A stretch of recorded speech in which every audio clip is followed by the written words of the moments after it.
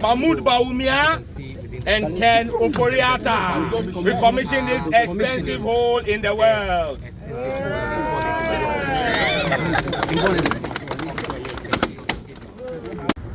So we have every right. If 2 years on the project has been abandoned, we have every right to come and demand accountability. And I want to salute all of you for standing firm.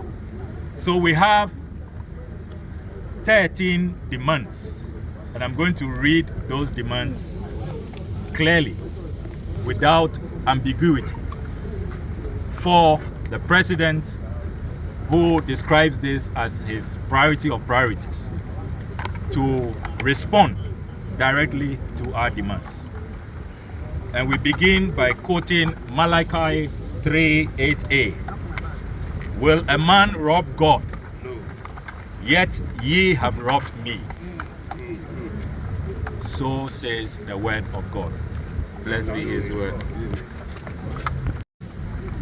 We are demanding an explanation from President Akufo-Addo on why he failed to fulfill his promise to God, to Parliament, and to the sovereign Ghanaian people.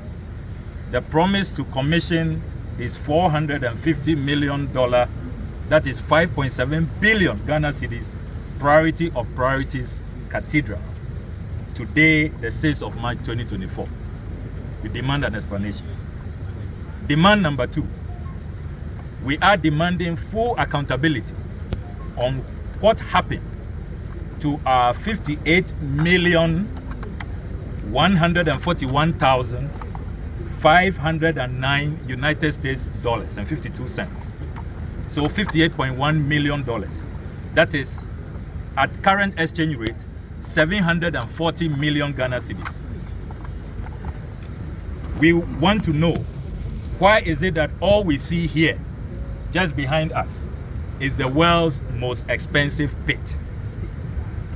We also want to know why the contractors, Ribade JV, abandoned this project for lack of payment 2 years ago. Despite all of these illegal withdrawals of our taxes, $58 million.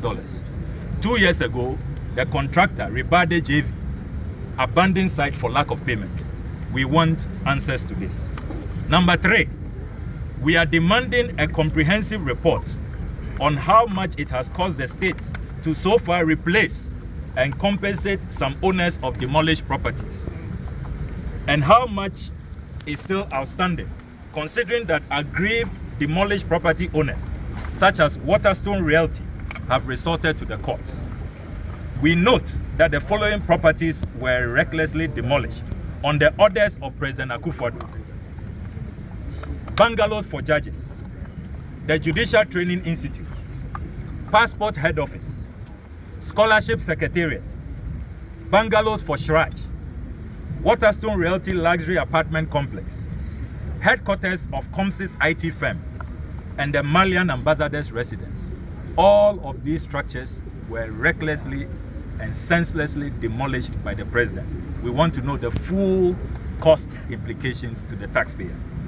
Number 4, we are demanding that the contract must be immediately terminated to avoid further financial loss to the state.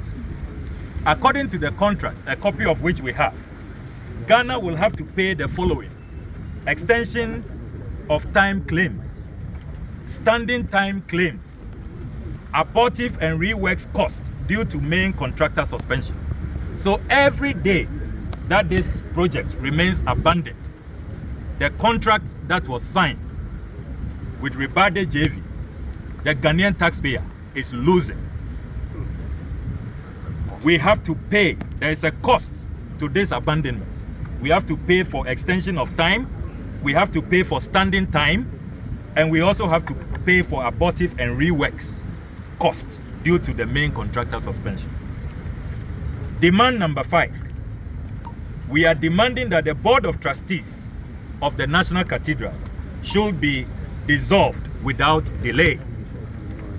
Demand number 6. We also demand that the National Cathedral Secretariat should be immediately closed. So far, this Secretariat has received a staggering 225,962,500 Ghana cedis.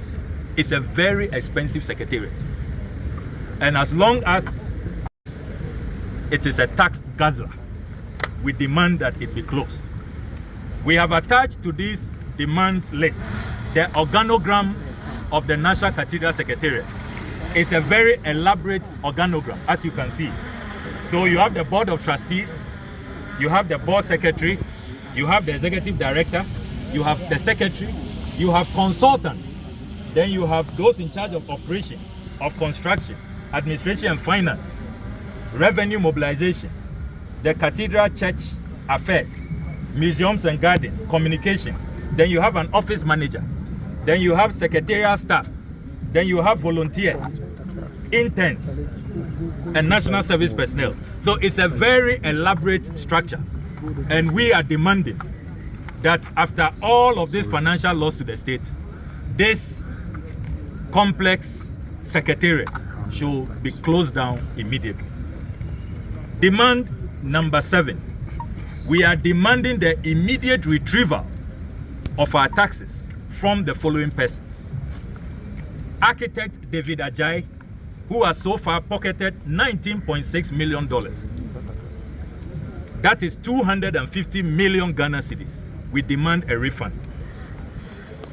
Carrie Summers, who is based in the United States of America, he is also keeping our $6 million. That is 76 million Ghana cedis. We demand a refund. Then there is Reverend Victor Kusi Boating, Kwabna Edo Jemfi, the infamous. We are demanding our 2.6 million Ghana cedis from all of these people. Demand number 8. We are also demanding a publication of the Deloitte audit, which was promised the Ghanaian people on the 24th of January 2023. It's been more than a year since the National Cathedral put out a statement signed by the chairman of the Board of Trustees, Professor Poko Nyina, that they are inviting Deloitte to audit. Since 24th January 2023, it's been more than a year. Where is that audit? We are demanding a full publication of the audit.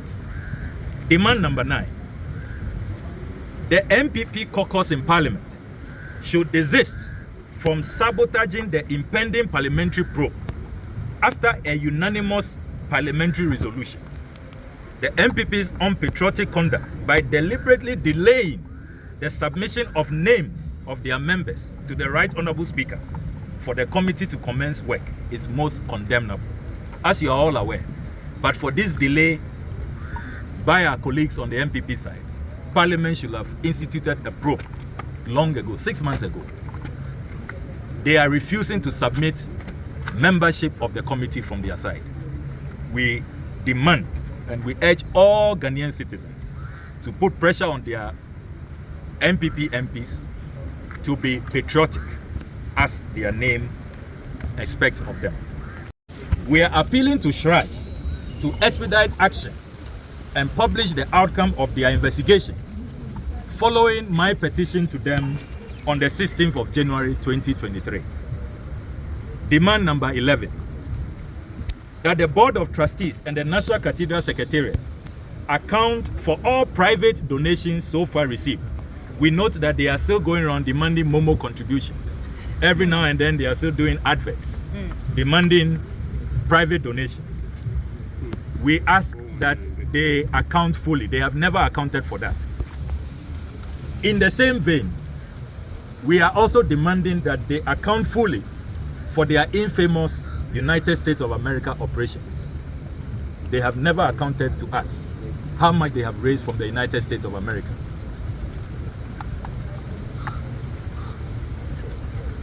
Demand number 12. We are calling on all the prosecutorial institutions to immediately commence the prosecution of all those who have caused this gross financial loss to the state. You can't spend $58 million to only dig a pit. When Bishop Dag Heward-Mills was resigning, he said he is so embarrassed that after all of these taxpayer withdrawals, all he sees is a pit. Bishop Dag Heward-Mills, before he resigned, he expected that the state will act.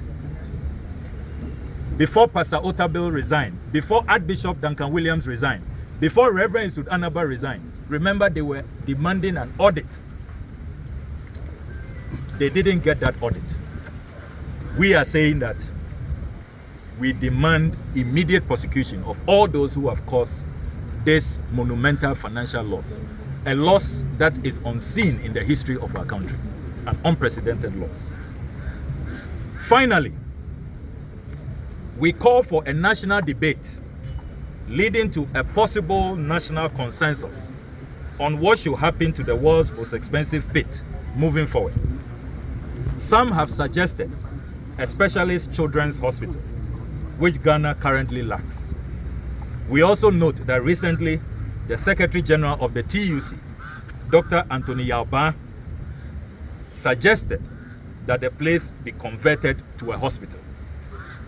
We are of the view that we need to have an urgent, dispassionate, patriotic national debate on the way forward. What should happen to this pit, the world's most expensive pit, this national disgrace? We need to do something about it. And we are inviting the contributions and inputs from all Ghanaians. Ladies and gentlemen,